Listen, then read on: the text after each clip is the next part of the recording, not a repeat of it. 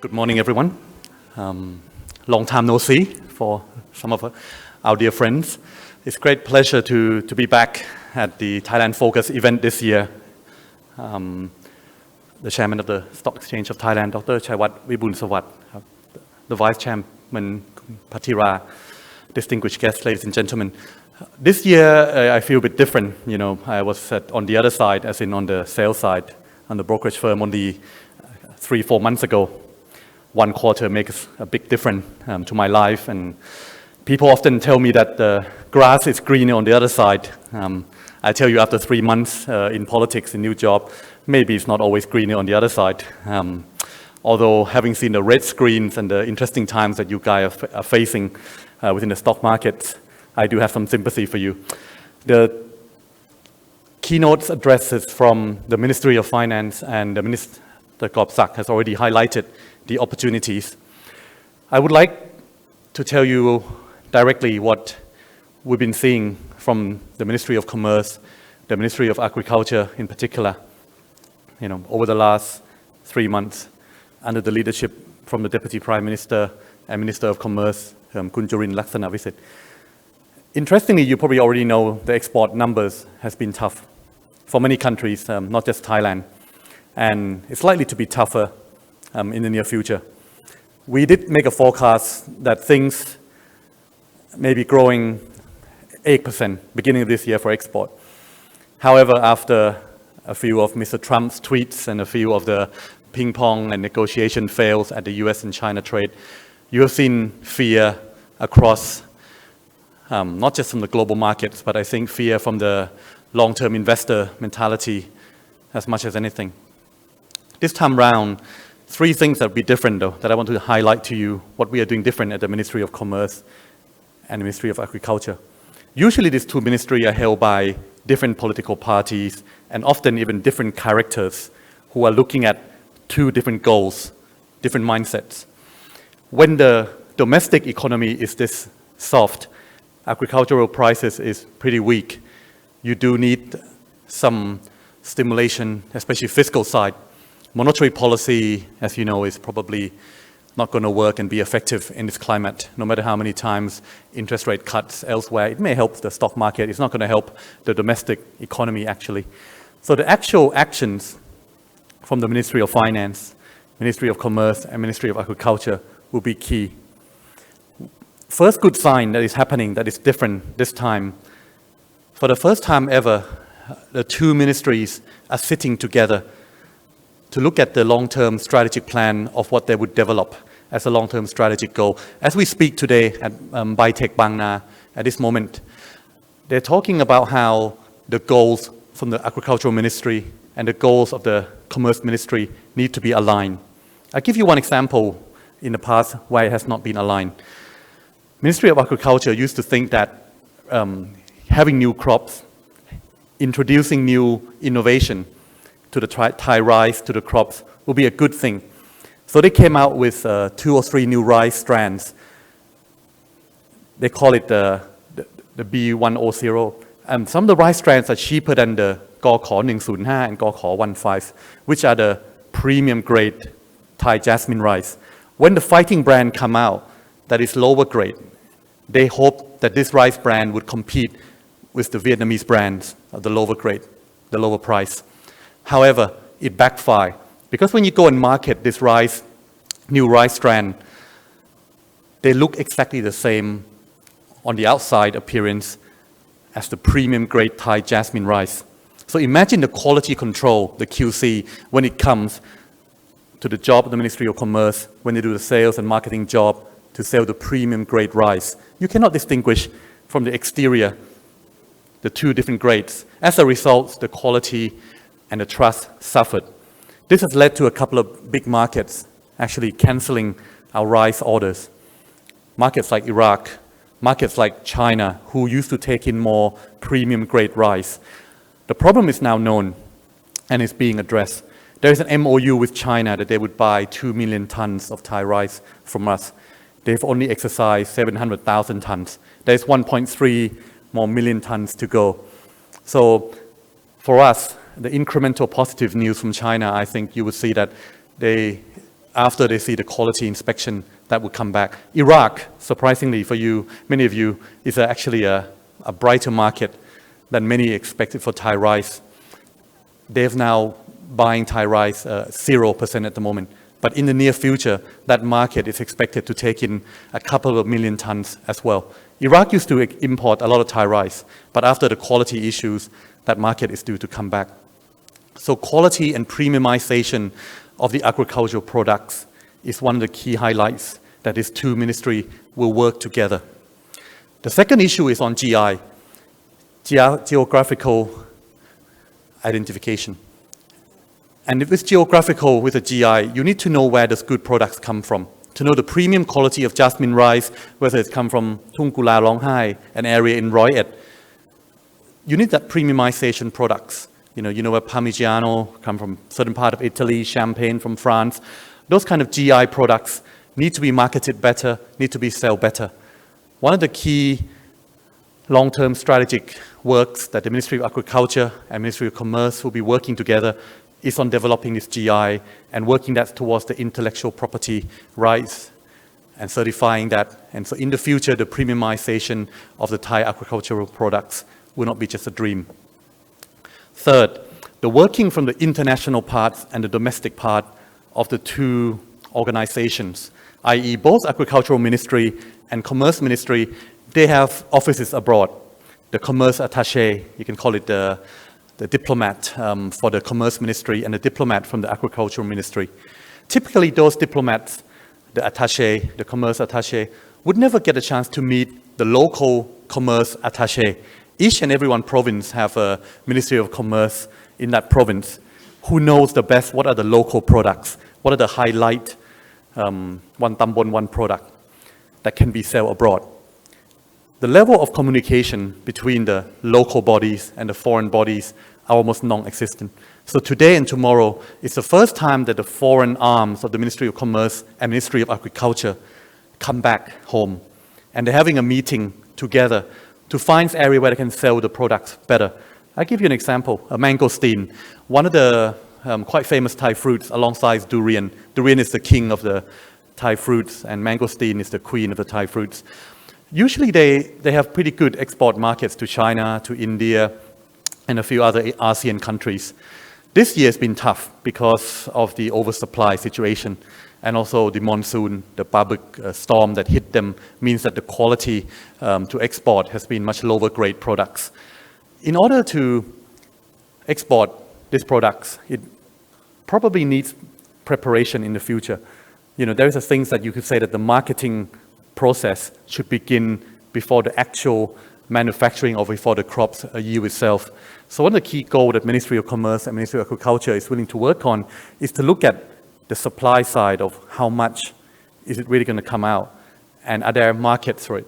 And if there's no market for it in the near future, is there room to turn those products around through the process to premiumize the products in terms of turning into snacks. Mangosteens, as you know, some of the skins of the mangosteen can be used for cosmetics.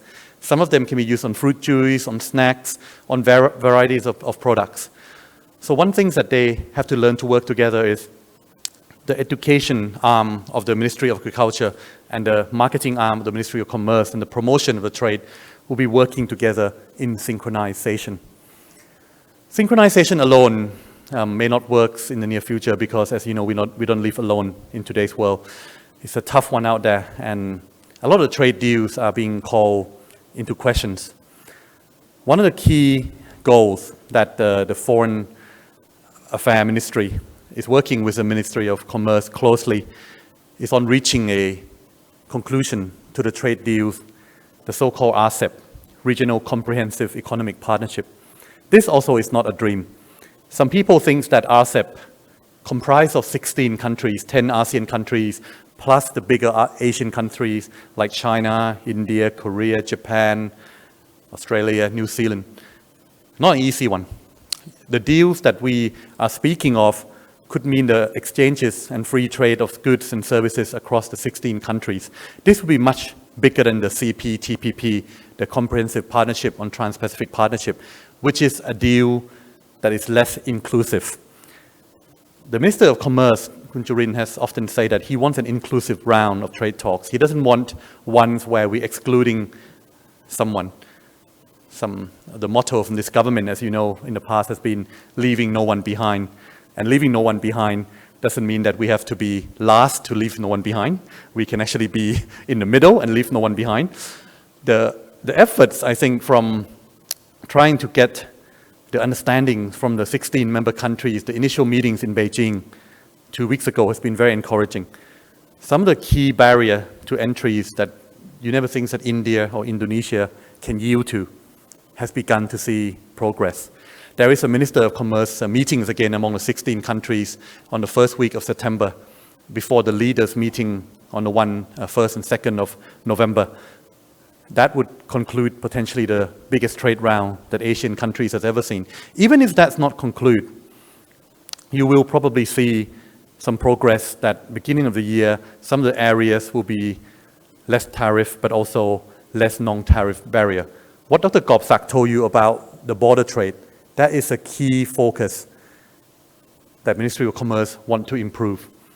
The free flow of goods and services at the border, because some of those countries in CLMVT, Cambodia, Laos, Vietnam, Myanmar, that is the area where you all know is the fastest growing economy in Southeast Asia.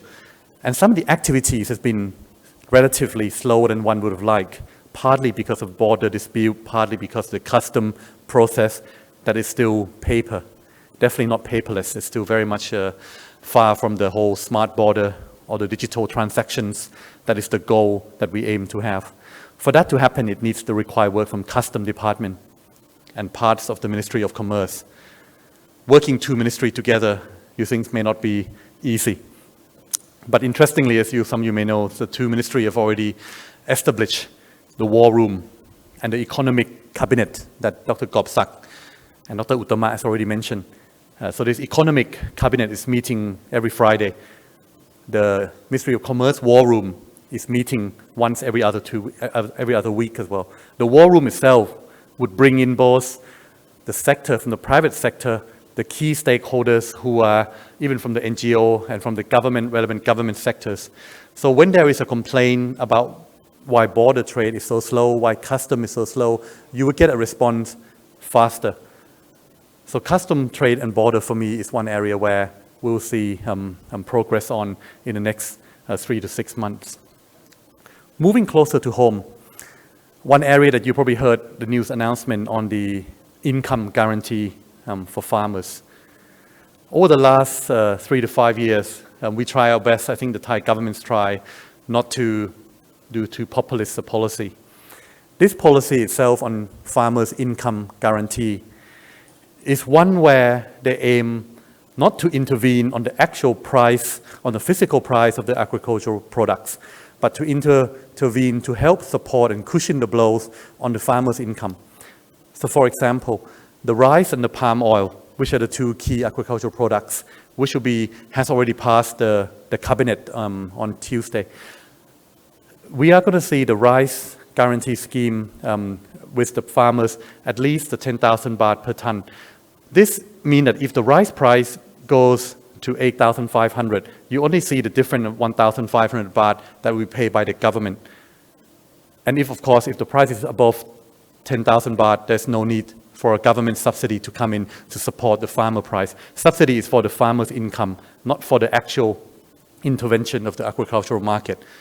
So this way, we hope that one, the budget will not be used in such a wasteful manner, and two, we think that other mechanism that will be supporting the prices, already helping the price rise so that the farmers get the signal, the early market signal, and some of the market mechanism already working itself for the price to go up. This has been the case for the palm oil prices. Palm oil prices, we guarantee 4 baht per kilo. After we announced for the farmers, the price moved up from 2.5 baht to now 3.2, even faster than some of the stock traders would have liked to imagine. But some of this guarantee scheme alone for the income will not work without checking the stocks, without long-term plan on how we would move up the value chain. Some of this product can be transferred into B20 palm oil for the fuel. Ministry of Energy is already guaranteed that they're pushing both the B100, the B20 to be for the petrol use in a more future, for the fuel use in the car. So the actual transformation for us this time round and the encouraging sign of having the economic cabinet is one where you will see the integrated efforts being worked out. One of the areas that low-hanging fruits that I want to also tell you from the agricultural sector. Most of the agricultural sector products comes and go with the world prices. We're not in control of our own fortune when the world price is in charge.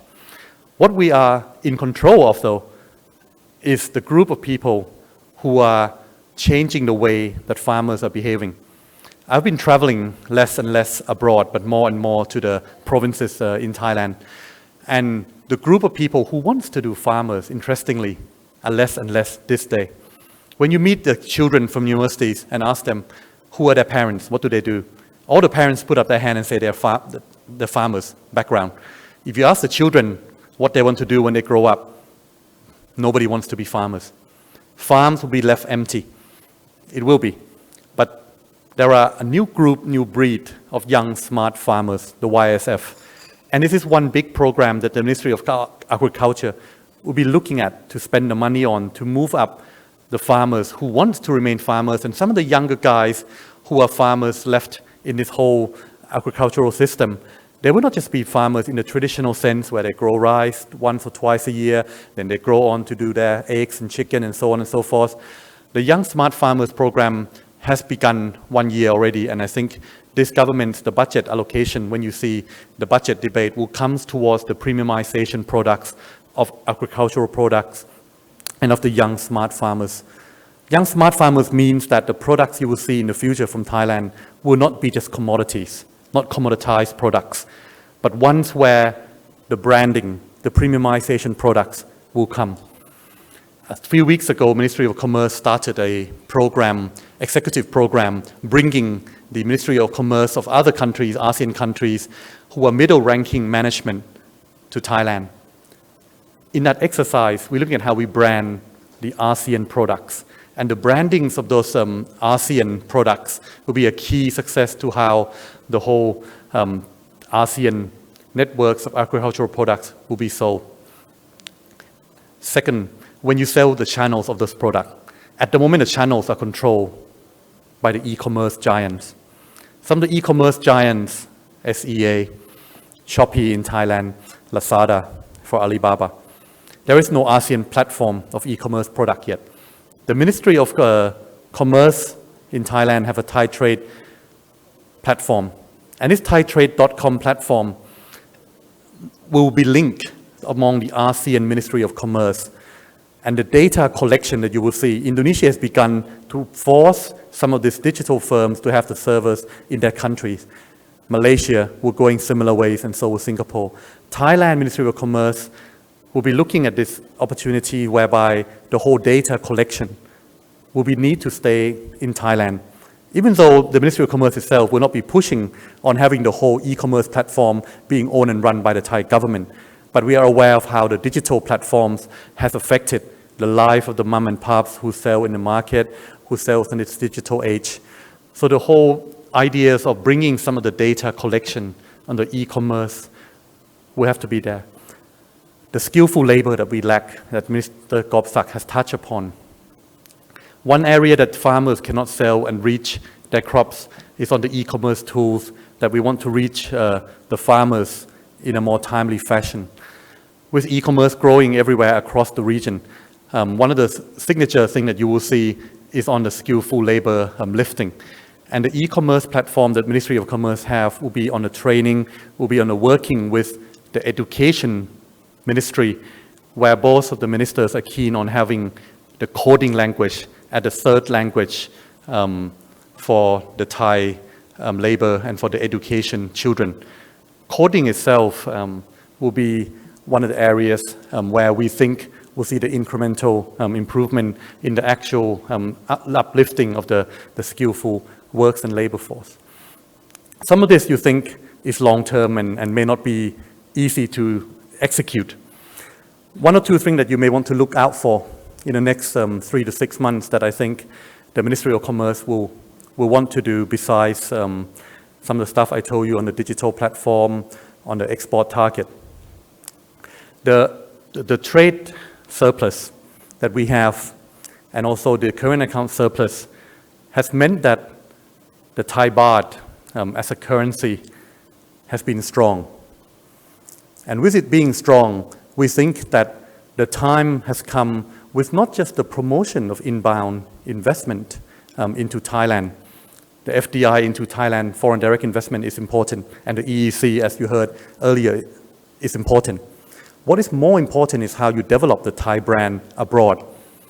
And in order to develop the Thai brand abroad, you need the Thai companies to be able to take advantage of these strong currencies and the ability for them to actually invest abroad at a time when domestic economy, they're already growing pretty much enough.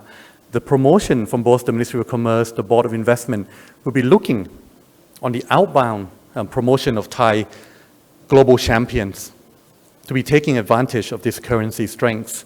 Currency strength, is a safe haven for many of you, and you guys like safe and strong currency. It's an asset for the fund managers. But if you're exporters, you're crying, you're complaining, you are blaming why the Ministry of Commerce, why the Bank of Thailand is not doing more to help the exporters. And it's not the job of the Bank of Thailand, it's not the jobs of Ministry of Commerce to be intervening to make the currency weak. It is the jobs of the Ministry of Commerce, the jobs of the Thai government to help open doors for some of the Thai global champions to go abroad, to go out there, to invest and increase the reputation of the Thai brands.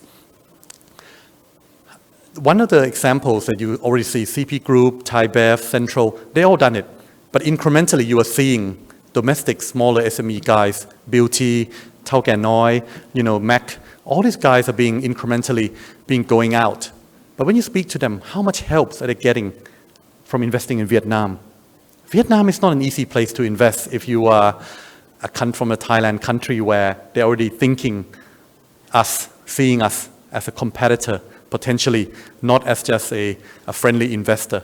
So when companies goes there, we get example pushbacks all the time. And that's why one of the mission that you will see is coming from the support from Thai government. It's not just inward looking at ourselves or wanting just FDI into Thailand, which we want. We want the EEC, we want Eastern Economic Corridor to be successful, FDI to be increased. But one thing, to create the global Thai brand, you do need a support like JETRO, Japan External Trade Organization, where they promote Japanese outbound external investment. Thailand's Board of Investment, in order to work this with the Ministry of Commerce, who have offices around the world, we're working to support the Thai companies to go outbound as much as inbound. Last but not least, the digital transformation that we are seeing means that the challenge is not just on the digital for the capital markets. You are seeing how people raise money, whether it's ICO, STO, and on the capital market is happening. The Ministry of Commerce will be planning to launch a blockchain program for trade finance. One of the trade finance issues is often that you cannot find the cheaper finance for SMEs who want to export abroad. And SME is a source of weakness in Thai economy. People think SMEs lack cheap and fair funding. They always complain about expensive funding from banks, expensive and difficult to get access, the process to apply for funding from state-owned enterprise. In the future, when they do trade finance, you will get a funding that will be more easier coming through the blockchain system that the Ministry of Commerce will be working. And Ministry of Finance, I'm sure you will hear other forms of fundings, and the SEC Secretary General will be, I'm sure, will be telling you about the digital platform that would help the startups and SMEs in Thailand. But SMEs is one of the key goal areas where if you see stimulus, it will go there. So for me, and the opportunity for Thailand is not just on the 21 billion baht that we're helping the rice farmer, on the rice income guarantee. It's not on the 15 billion baht that you're going to get to see helping the palm oil producer on the income guarantee. It's not on the other 20 billion baht that you will see helping on the corn, on the tapioca. Some of these products, yes, those are just cushion the blow on the income guarantee on the short term. The more important strategic shift that you need to watch out that this government will do is on the integrated efforts that I mentioned. And the integrated efforts, both at home and abroad, offices that are different, integrated effort across the ministry, the integration of work from the civil servants, which hardly not seen the case for the economic ministries that you will see. Yes, today is, I think, 56 years ago, a man called Martin Luther King say, I have a dream. What I told you, you think, Prinn, you were dreaming, you were a broker before, you're probably dreaming and telling me all this story to tell Thailand. But some of this is not a dream because actions will be speaking louder than words. And some of those actions that you see in the minister who are the same ministry from the Democrat Party, and actually, funny enough, some ministry also have minister from the Palang Pracharat Party who used to be with the Democrat Party as well. The integrated effort from this ministry when the fire under their bums and their litting and they have to work harder before the next election. And that could be any time that you can guess whether it's 1 year ahead, 6 months ahead, 2 years ahead. Anyone can guess. But the pressure for these ministers to work and deliver on some of those short-term, medium-term, and long-term strategic goals will be real. And the partnership that you see between the private sector and public sector will also be forthcoming. So I would want to discourage you from the Thai turbulence in the Thai markets. The domestic angle, when you travel up country, I can tell you in the short term is yes, no doubt, softer than you would hear from your brokers. It's softer. That is true. And the drought has hit Thailand very hard this year, as long as the Thai currency and the Thai baht. But the increment